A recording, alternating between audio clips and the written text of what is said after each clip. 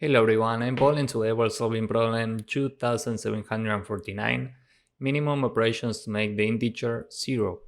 Here it says this is medium, but this is actually a very tricky problem, or at least it was for me. So next I will show you my intuition, approach, and efficient solution. We are given two integers, num1 and num2, and we need to return the minimum number of operations to make num1 equal to 0. For each operation, we can choose one integer in the range from 0 to 60. This integer is I. And we need to subtract 2 to the power of I plus num2 from num1. So let's say num1 is 3 and num2 is 2. The result here is 1 because we start from 3. We can subtract 2 to the power of 0, this is 1, plus 2. And 1 plus 2 is 3, 3 minus 3 is 0. And given that we can achieve this value with only one operation, we return 1. We can also have negative values for num2. So let's say num2 is minus 2, and here we start from 3, and we can subtract 2 to the power of 2 plus minus 2. So the result for this is 4 minus 2, 2, 3 minus 2, 1. And this is one operation. So the result up to this point is 1. Next we start from 1 and we can subtract the same, 2 to the power of 2 plus minus 2. The result for this is minus 1. Here we have another operation, the result is now 2. So now we can start from minus 1 and subtract 2 to the power of 0 plus minus 2. And the result for this is 1 minus 2 is minus 1, minus and minus is plus, minus 1 plus 1 is 0. So we can reach 0 with 3 operations, so the result is 3, and we return 3 in this case. Now, as you can see, there's a lot going on here. We can have positive and negative values for num2, so the best thing here is to think in terms of formulas.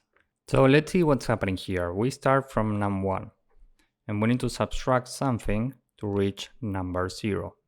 We are subtracting the values corresponding to some number of operations. And for the first operation, for example, we have 2 to the power of I sub 0 plus n2.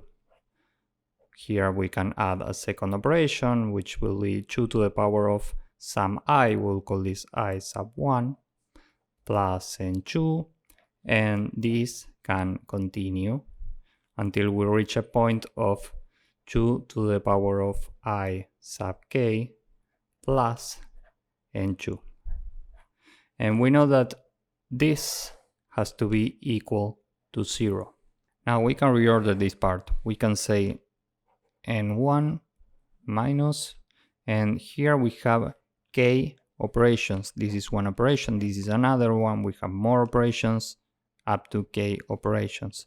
So here we can subtract k times n2 because n2 is repeated in every term, and we can add this part from every term, meaning 2 to the power of I sub 0 plus 2 to the power of I sub 1 and so on up to 2 to the power of I sub k, and this is equal to 0.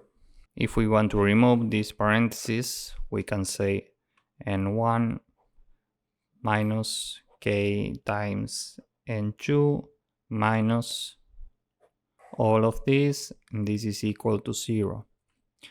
So this is the same as saying n1 minus k times n2 is equal to this part. So basically this is the same as this. And our job is to find some amount of operations, some k, for which this equation holds. Now we know that nums1 and nums2 can be smaller or equal to 10 to the power of 9. And this is roughly 32 bits. So we'll try different operations from 0 to 32, and as soon as we find one operation for which this equation holds, we return that number of operation. Now let's say this number is 10, and this is the base 10 representation of 10. Here we have the base 2 representation, which is 1, 0, 1, 0. And remember that for every position here, we do 2 to the power of the current position. We start from 0 and from right to left.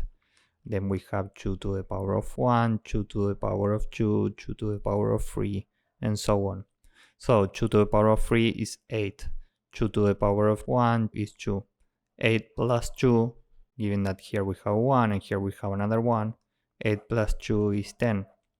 So this is how we get the base 10 representation of this number. Now remember that we are looking for some number of operations in such a way that this equation holds.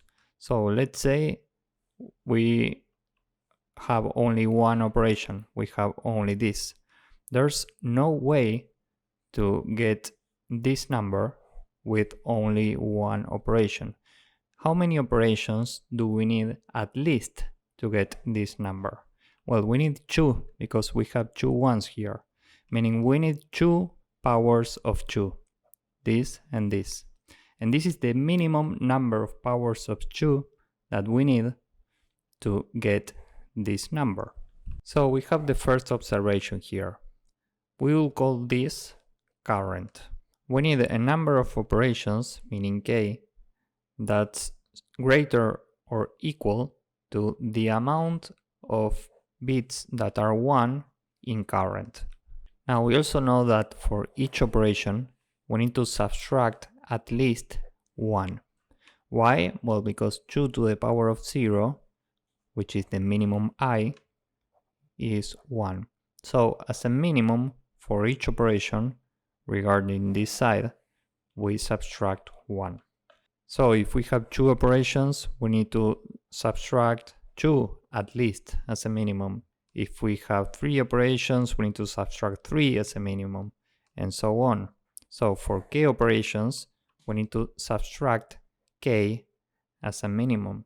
So if we want this to hold, the second observation is that current has to be greater or equal to k.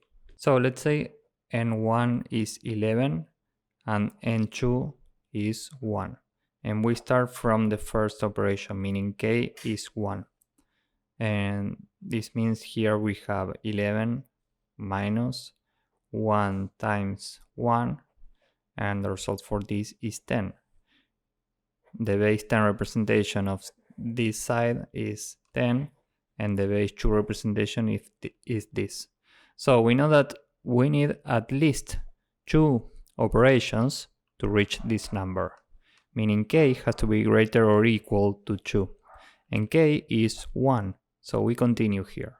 Now we continue and k is 2, so n1 is 11 minus 2 times 1, and the result for this is 9. So the base 10 representation of current is 9, and the base 2 representation is 1001. So we need at least 2 operations to form this number. And given that k is greater than the bits that are 1 here, k is 2, we are good to go with this condition. And regarding this, given that 9 is greater than 2, we are good to go here also. And given that this is the first valid number of operations that we have, we just return 2.